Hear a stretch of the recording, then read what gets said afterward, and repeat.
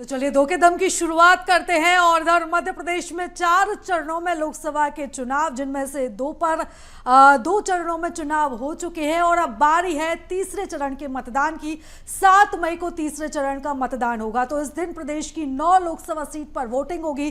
तीसरे चरण की खास बात यह है कि ज्योतिरादित्य सिंधिया, शिवराज सिंह चौहान और दिग्विजय सिंह जैसे हाई प्रोफाइल राजनेताओं का भविष्य तय होगा। तो आइए नजर डालते हैं तीसरे फेज के लिए तैयार बैठी इन 9 लोकसभा सीटों के सियासी समीकरण पर। देखते हैं ये खास रिपोर्ट। आमजन के साथ साथ प्रदेश के कई दिग्गज नेता एमपी में तीसरे चरण के मतदान का इंतजार कर रहे हैं। मध्य प्रदेश में तीसरे चरण यानी 7 मई को मुरैना, भिंड, ग्वालियर, गुना, राजगढ़, सागर, विदिशा, बैतूल और भोपाल में चुनाव होंगे। पहले तीसरे चरण में केवल 8 सीटों पर मतदान होना था, लेकिन बैतूल में बहुजन समाज पार्टी के उम्मीदवार की मौत के बाद दूसरे चरण में इस सीट पर होने वाले चुनाव को स्थगित कर दिया गया था और इस प्रकार अब तीसरे चरण में कुल 9 सीटों पर मतदान होगा। इस चरण की 9 सीटों पर भारतीय जनता पार्टी और विपक्षी दल कांग्रेस सहित कुल 144 उम्मीदवार ने नामांकन दाखिल किया है, लेकिन इन 9 सीटों में से सबसे हाई प्रोफाइल लोकसभा विदिशा, गुना और राजगढ़ मानी जा रही हैं। गुना से बीजेपी ने ज्योतिरादित्य सिंधिया को चुनावी मैदान में उतारकर इस सीट का सियासी तापमान बढ़ा दिया है, तो वहीं पूर्व मुख्यमंत्री शिवराज सिंह चौहान विदिशा से चुनावी ताल ठोक रहे हैं। तो इधर राजा दिग्विजय सिंह अपने महल का प्रभाव वाली सीट राजगढ़ से चुनावी मैदान में 2-2 हाथ करने को तैयार हैं। High profile seat Lok Sabha seat Rajgarh, Congress Digvijaya Singh को उतारकर खेला दांव। कांग्रेस राजगढ़ ने चला तुरूप का इक्का। राजगढ़ का सियासी ग्राउंड कांटे की टक्कर का बन गया। बीजेपी ने की दिग्गी की किराबंदी। गृह मंत्री अमित शाह ने संभाली कमान। Digvijay Singh versus Rodmal Nagar. High profile seat Lok Sabha seat Vidisha, BJP का मजबूत गढ़ विदिशा। विदिशा को सबसे सुरक्षित सीट का भी मिला तमगा। सबसे सुरक्षित सीट पर बीजेपी ने सबसे मजबूत खिलाड़ी को उतारा। कांग्रेस ने भी लंबे मंथन के बाद प्रताप भानु शर्मा को उम्मीदवार बनाया। Shivraj Singh Chouhan versus Pratap Bhanu Sharma. High profile seat Lok Sabha seat Guna, Jyotiraditya Scindia पर बीजेपी ने भरोसा जताया। इस सीट पर सबकी निगाह भी टिकी। 2019 में केपी यादव ने सिंधिया को हराया था। कांग्रेस ने यादवेंद्र सिंह यादव पर लगाया दांव। पत्नी प्रियदर्शनी राजे और पुत्र महाआर्यमन ने कमान संभाली। कांग्रेस यादव उम्मीदवार पर खेला दांव। यादव वोट और कांग्रेस के वोट एक होने पर सिंधिया की राह मुश्किल। इधर कांग्रेस और भाजपा दोनों ने ही तीसरे चरण की तैयारी जमीनी स्तर पर और भी तेज कर दी है। कांग्रेस और भाजपा दोनों ही दल तीसरे चरण की 9 सीटों पर अपना अपना दावा मजबूत बता रही है। कांग्रेस पार्टी तो किसी भी क्षेत्र में मुकाबले में ही नहीं है। भारतीय जनता पार्टी प्रत्येक क्षेत्र में 70% से ज़्यादा मत और सभी मतदान केंद्रों पे 370 मत बढ़ाने के लिए चुनाव लड़ रही है। कांग्रेस के उम्मीदवार नाम वापस ले रहे हैं, कांग्रेस के बड़े बड़े नेता पार्टी छोड़ रहे हैं, यहाँ तक कि बूथ पे खड़े रहने के लिए एजेंट नहीं मिल रहे हैं। इस चुनाव में कांग्रेस पार्टी ताले लगाने की स्थिति पर आ जाएगी। मध्य प्रदेश का ये इतिहास रहा है, जब भी कब मतदान हुआ है वो सत्ताधारी दल के खिलाफ गया है। और पहले और दूसरे चरण में जिस तरह का मतदान कम हुआ, आप सोचो सीधी में 18% वोट कम गिरा, 12% शहडोल में, 8% जबलपुर में, 5% मंडला में और बालाघाट में, और दूसरे चरण में 11% महिलाओं ने कम वोट डाला और 8% पुरुषों ने कम वोट डाला। बीजेपी के कार्यकर्ता ये कह रहे हैं कि अब कांग्रेस के ही लोगों से वोट डलवा लो, उनको पार्टी में ला रहे हो, और कह रहे हैं कि 18 साल मलाई तुमने खाई, तुम्हारी दुकान बन गई, मकान बन गए, ज़मीनें खरीद ली, बड़े आदमी बन गए, अब तुम वोट डलवाओ। आप देखो मंत्रियों के क्षेत्र में कितना कम मतदान हुआ है। मध्य प्रदेश की सियासत की नर्सरी कहा जाता है और इस नर्सरी ने दिग्विजय सिंह, ज्योतिरादित्य सिंधिया, शिवराज सिंह चौहान जैसे होनहार छात्र सियासत को दिए हैं। लेकिन 2024 के लोकसभा चुनाव में यह दिग्गज इस बात को भली भांति जान रहे हैं कि यह डगर जितनी आसान दिख रही है उतनी आसान नहीं होगी। इसका एक बड़ा कारण मध्य प्रदेश में बीते 2 चरणों में कम वोटिंग भी होगी। भोपाल से कैमरा पर्सन अमित के साथ विवेक राणा की रिपोर्ट। और देखिए, यहाँ तीसरे चरण को लेकर सियासी घमासान जारी है। बीजेपी तीसरे चरण को लेकर अपनी पूरी ताकत झोंकती हुई नजर आ रही है। पार्टी के दिग्गज जो दौरे कर रहे हैं, इसी कड़ी में उत्तर प्रदेश के सीएम योगी आदित्यनाथ अशोकनगर पहुंचे, जहां उन्होंने भारतीय जनता पार्टी के प्रत्याशी ज्योतिरादित्य सिंधिया के समर्थन में जनसभा की। जनसभा को संबोधित करते हुए सीएम योगी ने राम मंदिर को लेकर भारतीय जनता पार्टी के योगदान का जिक्र किया, साथ ही सिंधिया की भी जमकर तारीफ की। इस परिवार ने राम जन्मभूमि के मूवमेंट को आगे बढ़ाने में अपना योगदान दिया था और वही आपका आह्वान करने के लिए आया हूं। लेकिन मैं कह सकता हूं, पूरे देश के अंदर जो आवाज है, 2 ही स्वर गूंज रहे हैं। एक है चारों ओर एक ही स्वर है कि फिर एक बार मोदी सरकार का एक ही स्वर गूंज रहा है। और लोगों से पूछा जाता है कि क्यों मोदी सरकार क्यों चाहिए, तो लोग कहते हैं साहब विकास भी होगा, सब कुछ होगा। लेकिन उनके मन में एक ही बात है, उत्तर दक्षिण पूरब पश्चिम लोग एक ही बात कहते हैं और कह रहे हैं, जो राम को लाए हैं हम उनको लाएंगे। तो चलिए, ज्यादा जानकारी के साथ हमारे 2 सहयोगी हमारे साथ जुड़ रहे हैं राजधानी भोपाल से चर्चा के लिए, विवेक राणा। तो वही ग्वालियर से हमारे सहयोगी प्रहलाद सेन हमारे साथ जुड़ रहे हैं। सबसे पहले मैं रुख करूंगी प्रहलाद का। प्रहलाद, ज्योतिरादित्य सिंधिया की वजह से काफी रोचक मुकाबला जो है वो इस क्षेत्र में हम कह सकते हो गया है। काफी हाई प्रोफाइल सीट ये बन चुकी है और आज जब योगी आदित्यनाथ पहुंचे थे तो एक बार फिर से उन्होंने जनता को रिझाने के लिए जो है वो राम मंदिर का उन्होंने यहाँ पर किया। अंतिम चरण का जो चुनाव प्रचार है वो जारी है। कल चुनाव प्रचार थम जाएगा और 7 को वोटिंग होगी, लेकिन उससे पहले जो पार्टियां हैं अपनी पूरी ताकत लगा रही हैं। खास बात यह है कि गुना लोकसभा सीट जिस पर पूरी देश की निगाहें टिकी हुई हैं, वहां पर ज्योतिरादित्य सिंधिया के लिए कई दिग्गज चुनाव प्रचार करते नजर आए।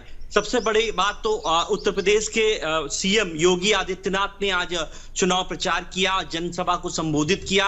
उन्होंने राम मंदिर के मुद्दे पर चर्चा की और बताया कि किस तरह से सिंधिया राज परिवार का राम मंदिर के आंदोलन में बड़ा योगदान रहा। और उन्होंने कहा कि विकास के लिए आप ज्योतिरादित्य सिंधिया को चुनिए। उन्होंने प्रधानमंत्री नरेंद्र मोदी के सोच और विजन का भी जिक्र जनता से किया। उन्होंने कहा कि हर तरफ से आवाज आ रही है, उत्तर से दक्षिण सब दूर से आवाज है कि अब की बार फिर से मोदी सरकार। तो सीधे तौर पर गुना का जो सियासी रण है, इसे जीतने के लिए केंद्रीय मंत्री ज्योतिरादित्य सिंधिया एड़ी चोटी का जोर लगा रहे हैं। वजह भी है इसकी क्योंकि सिंधिया राज परिवार की इस सीट पर साख दांव पर लगी है और यही वजह है कि सिंधिया और बीजेपी कोई कोर कसर नहीं छोड़ रही इस सीट पर अपनी ताकत लगाने में। जी बिल्कुल प्रहलाद, और दिलचस्प मुकाबला इसलिए भी हम कह सकते हैं, रोचक इसलिए कह सकते हैं क्योंकि 2019 में सीट से हार गए थे ज्योतिरादित्य सिंधिया। बिल्कुल, 2019 की हार को भी सिंधिया बखूबी जानते हैं कि किस तरह से उनको गुना लोकसभा सीट जिस पर आजादी के बाद से लगातार उनका कब्जा रहा, 2019 में सिंधिया राज परिवार का विजय रथ वहां पर रुका। तो इन सब बातों को जहन में रखते हुए सिंधिया लगातार मेहनत कर रहे हैं। बीजेपी का जो संगठन है वहां पर वो भी ताकत लगा रहा है, लेकिन सिंधिया के लिए ये जो चुनाव है करो या मरो की स्थिति है, क्योंकि जिस तरह से बीजेपी ने 2019 में सिंधिया को घेरने के लिए यादव कम्युनिटी के व्यक्ति को चुनाव मैदान में उतारा था और सिंधिया चारों खाने चित हुए थे। उसी स्ट्रेटेजी को आगे बढ़ाते हुए कांग्रेस ने यादव समाज से आने वाले राव यादवेंद्र सिंह को चुनाव मैदान में उतारकर मामले को काफी हद तक रोचक बना दिया है। बिल्कुल प्रहलाद, यहाँ पूरी ताकत भारतीय जनता पार्टी झोंकती हुई आएंगे आपके पास। हमारे साथ सहयोगी विवेक भी राजधानी भोपाल से जुड़े हुए हैं। विवेक, यहाँ पे हम देख रहे हैं कि लगातार भारतीय जनता पार्टी के स्टार प्रचारक दौरे करते हुए राघवगढ़ विधानसभा में भी पहुंचे थे। योगी आदित्यनाथ पहुंचे, जहां पे जनसभा को संबोधित किया और बीजेपी प्रत्याशी के समर्थन में वोट अपील करते हुए नजर आए। कितना रोचक ये मुकाबला 33 साल बाद दिग्विजय सिंह चुनावी मैदान में।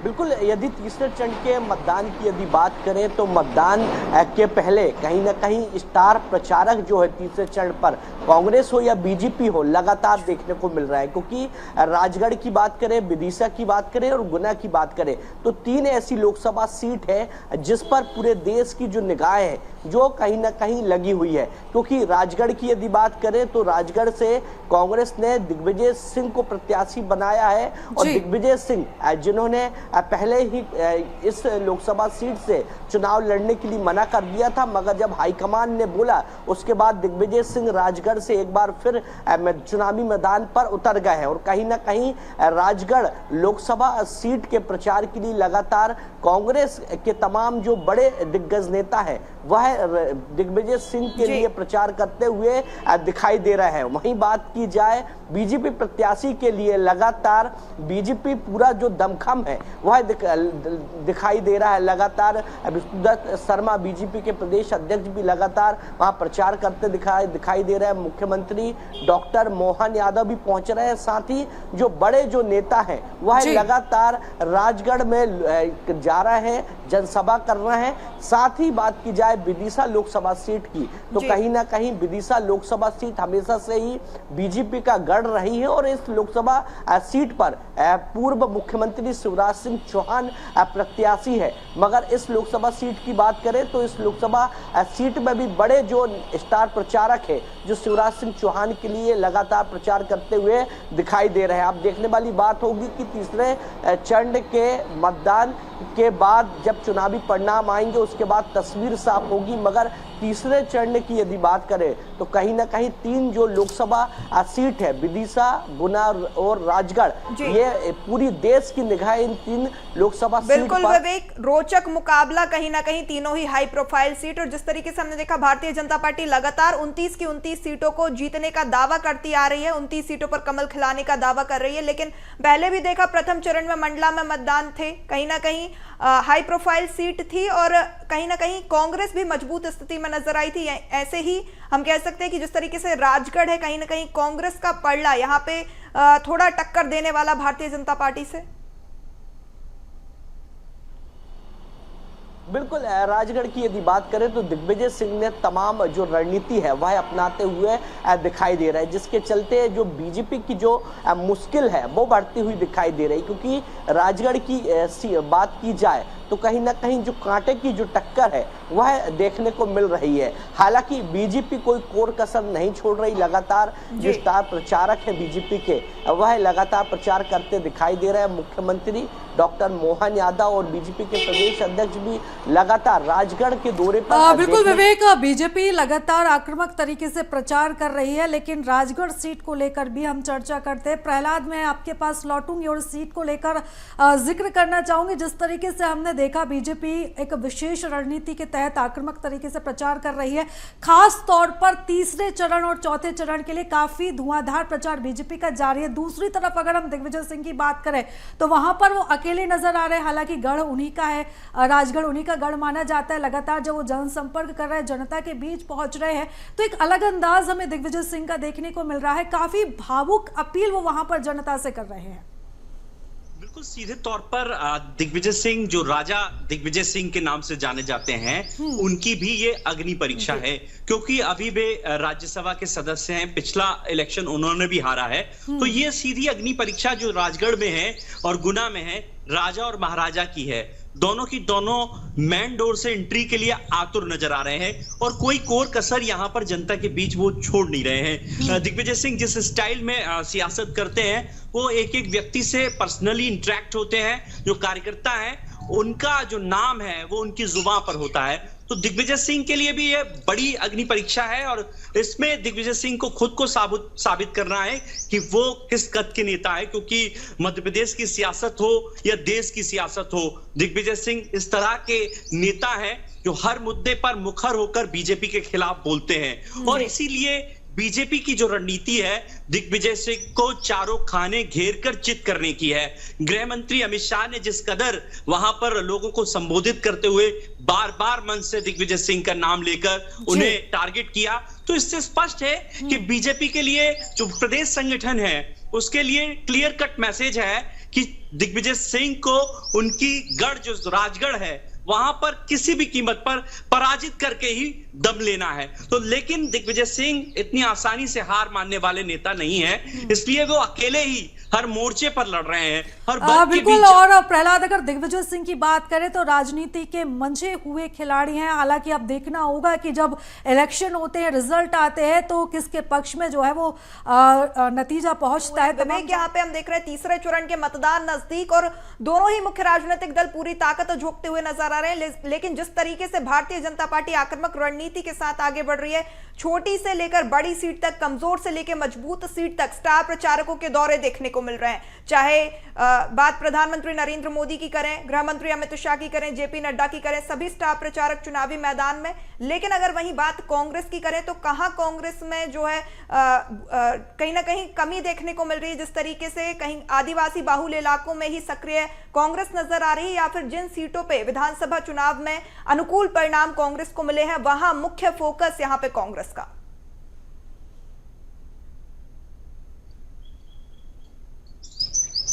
तीसरे चरण की यदि बात करें तो तीसरे चरण के लिए लगातार कांग्रेस और बीजेपी दोनों ही चुनावी हुंकार भरती हुई दिखाई दे रहे हैं। मगर कांग्रेस की यदि बात करें तो कांग्रेस केवल आदिवासी बहुल सीटों पर ही फोकस करती हुई दिखाई दे रही है। खासतौर पर जहां कांग्रेस मजबूत है, 2023 के चुनावी परिणाम जहां कांग्रेस के फेवर में आए हैं, केवल उन सीटों पर ही कांग्रेस पार्टी फोकस करती हुई दिखाई दे रही है। हालांकि दिग्विजय सिंह की यदि बात करें, राजगढ़ की यदि बात करें तो राजगढ़ के लिए राजस्थान के जो बड़े नेता हैं वह लगातार चुनावी हुंकार भरते हुए दिखाई दे रहे हैं, क्योंकि जिस प्रकार से आज राजस्थान के पूर्व मुख्यमंत्री का भी आज दौरा है राजगढ़ में, जहां चुनावी सभा को संबोधित करेंगे। इसके पहले भी राजस्थान के नेताओं के लगातार जो दौरे हैं वह राजगढ़ में देखने को मिले हैं। मगर बात की जाए गुना की तो गुना में अभी तक कांग्रेस पार्टी का कोई ऐसा नेता नहीं, स्टार प्रचारक नहीं आया जो कांग्रेस प्रत्याशी के समर्थन में जनसभा करे या वहां जाके माहौल बनाता हुआ दिखाई दे। हालांकि विदिशा की यदि बात करें, हाई प्रोफाइल सीट है, वहां भी कांग्रेस के जो बड़े लीडर है वो कहीं ना कहीं ध्यान नहीं दे रहा है। यानी देखने वाली बात है कि कांग्रेस ने केवल कुछ सीटों को ही सिलेक्ट किया है, उन पर ही लगातार कांग्रेस पार्टी के जो बड़े लीडर हैं यानी स्टार प्रचारक है जो लगातार जनसभा को संबोधित कर रहे हैं, लगातार दौरे जो है उस उन्हीं लोकसभा सीट पर ही देखने को मिल रहा है। हालांकि दिग्विजय सिंह की यदि बात करें तो दिग्विजय सिंह खुद ही लगातार प्रचार पर दिखाई दे रहे हैं। बिल्कुल विवेक, अगर हम विदिशा लोकसभा सीट की बात करें और यहां से बीजेपी के प्रत्याशी शिवराज सिंह चौहान की बात करें तो हाल ही में जब वो रेहटी पहुंचे थे, जनसभा को जब वो संबोधित कर रहे थे, जनता के बीच पहुंचे थे, तो एक बड़ा अनाउंसमेंट उन्होंने जनसभा के दौरान किया, या कह सकते हैं अपनी विदाई का खुद ही उन्होंने अनाउंसमेंट किया। हालांकि उन्होंने लाडली बहनों को एक बड़ा क्रेडिट दिया और ये कहा कि जो मुझे मौका दिया गया है अब मैं दिल्ली जाऊंगा, इस तरह की कुछ बात कहते हुए वो नजर आए थे। बिल्कुल, यदि 24 के संग्राम की यदि बात करें तो कहीं ना कहीं भावुक जो कार्ड है वह कहीं ना कहीं देखने को मिल रहा है। जिस प्रकार से विदिशा लोकसभा सीट में पूर्व मुख्यमंत्री शिवराज सिंह चौहान भावुक हो गए, आम जनता से कहते हुए दिखाई दिए कि आपका धन्यवाद, आपने बहुत दिन तक यहाँ मेरी सहायता की, कहीं ना कहीं मतदान किया, आपका बहुत आभारी हूँ। लाडली बहनों का भी अब आभार जो है उन्होंने व्यक्त किया। उसके बाद उन्होंने कहा कि अब मैं दिल्ली जा रहा हूँ, दिल्ली में सेवा करूँगा। तो कहीं ना कहीं जो पूर्व मुख्यमंत्री मुख्यमंत्री हैं शिवराज सिंह चौहान, वह कहीं ना कहीं भावुक होते हुए दिखाई दिए। बिल्कुल विवेक, यहाँ पे अगर देखा जाए तो इमोशनल सभी होते हुए नजर आए हैं, इमोशनल कार्ड सभी ने खेला है। दिग्विजय सिंह भी यहाँ पे इमोशनल होते हुए नजर आए, शिवराज सिंह चौहान भी इमोशनल होते हुए नजर आए। रुक करूंगी प्रहलाद का। प्रहलाद, यहाँ पे हम देख रहे हैं लगातार जिस तरीके से 24 की लड़ाई है साख पर आ चुकी है। दिग्विजय सिंह चुनावी मैदान में है 33 साल बाद, वहीं विदिशा से भी शिवराज सिंह चौहान की साख पर यहाँ पे बात आती हुई नजर आ रही है और ज्योतिरादित्य सिंधिया की साख पर भी।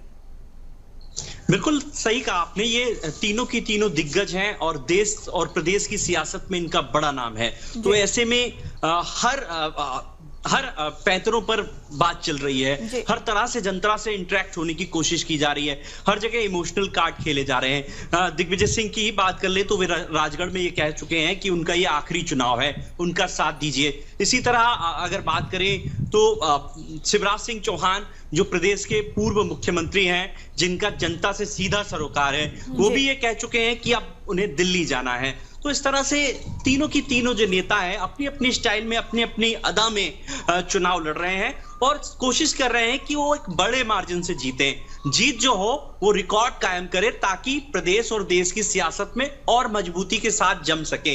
इन तीनों ही नेताओं का बड़ा प्रोफाइल है, इन तीनों ही नेताओं के पीछे कार्यकर्ताओं की बड़ी लंबी फौज है। तो आप अंदाजा लगा सकती हैं कि ये जो लोकसभा इलेक्शन है वो इन तीनों के लिए क्या मायने रखता है। बिल्कुल विवेक, एक सवाल में इस जवाब पर एड ऑन करना चाहती हूं। जैसा कि आपने जिक्र भी किया कि दिग्विजय सिंह के पीछे लंबी कार्यकर्ताओं की कतार है, लेकिन जिस तरीके से अभी कांग्रेस की अब मौजूदा स्थिति देख रहे हैं प्रहलाद, काफी बड़ी संख्या में दल बदल हुआ है और बड़े नेता से लेकर जो जमीनी स्तर के कार्यकर्ता वो भी खिसके हैं, बीजेपी में शामिल हुए हैं। इसका खामियाजा कांग्रेस को तो उठाना ही पड़ेगा, लेकिन खास तौर पर अगर हम दिग्विजय सिंह की बात करें, राजगढ़ की बात करें, तो यहां पर भी क्या ये असर देखने को मिलेगा? बिल्कुल, देखिए सबसे बड़ी बात यह है कि अब तक हुए लोकसभा इलेक्शन में राजगढ़ की जो सीट है वो बीजेपी का मजबूत किला बन गई है। रोडमल नागर बहुत कमजोर खिलाड़ी नहीं है, उनकी जाति का भी अच्छा खासा वोट है और संगठन जो बीजेपी का है वो भी उनके लिए काम कर रहा है। तो ऐसे में बीजेपी का इस मजबूत किले को भेदने के लिए दिग्विजय सिंह को अपने पुराने कार्यकर्ताओं का ही भरोसा है। लेकिन जिस तरह से आप कह रही हैं कि कांग्रेस कमजोर हुई है, लेकिन मैं आपको बताना चाहूंगा कि गुना की बात कर लें, राजगढ़ की बात कर लें, यहां पर दिग्विजय सिंह कांग्रेस के कार्यकर्ताओं पर तो भरोसा करते ही हैं, लेकिन उनके खुद के व्यक्तिगत जो संबंध हैं, खास बात यह है कि उनके बीजेपी के नेताओं से भी संबंध है। तो उन संबंधों का अब टेस्ट का समय है। देखना होगा कि दिग्विजय सिंह अपने जो व्यक्तिगत संबंध हैं, तो ऐसा कहा जाता है कि उनके जो संबंध होते हैं वो कार्यकर्ता की किचन तक होते हैं। और अब वो संबंध कितने काम आएंगे, कितना वो जनता को मैसेज देने में कामयाब रहे हैं, ये तो 4 जून को पता चलेगा। लेकिन फिलहाल तो उनने कोई कोर कसर नहीं छोड़ी। इस उम्र में भी जिस तरह से जिस गर्मजोशी के साथ वो चुनाव मैदान में उतरे और बीजेपी के हर काउंटर अटैक का बखूबी जवाब दिया है। और उन पर हिंदू विरोधी होने के आरोप लगे तो उन्होंने खुद को हिंदू होना किस तरह से, क्या उनके लिए, उनके जीवन में हिंदू होने के क्या मायने हैं। उन्होंने यहां तक कहा कि राधौगढ़ में उनके किले में जितने मंदिर हैं शायद किसी बीजेपी के नेता के घर में हो। तो इस तरह से दिग्विजय सिंह बीजेपी के हर काउंटर अटैक का जवाब दे रहे हैं। गृह मंत्री अमित शाह तो उनके लिए जनाजा निकालने तक के शब्द इस्तेमाल कर गए, लेकिन उन्होंने उफ तक नहीं की। बड़े आराम से, जिस फन में वो माहिर हैं, इसको भी कैश बिल्कुल प्रहलाद, यानी कि हम कह सकते हैं कि बड़े ही सूझबूझ से वो हर चुनौती को पार करने की कोशिश कर रहे हैं और इस बात का भी ध्यान रख रहे हैं कि उनकी जुबान ना फिसले, क्योंकि कई बार वो ऐसे बयान दे देते हैं बातों बातों में कि बीजेपी को बैठे बिठाए मुद्दा मिल जाता है, लेकिन इस बार वो जिस तरीके से अपने आप को प्रस्तुत कर रहे हैं, हमने ऐसा अभी तक कोई बयान नहीं देखा है। देखने वाली बात होगी कि आखिर जब रिजल्ट आते हैं तो क्या कुछ परिणाम सामने आते हैं। प्रहलाद, तमाम जानकारी के लिए आपका बहुत धन्यवाद। विवेक, आप भी हमारे साथ जुड़े थे, तमाम जानकारी साझा करने के लिए आपका भी बहुत धन्यवाद।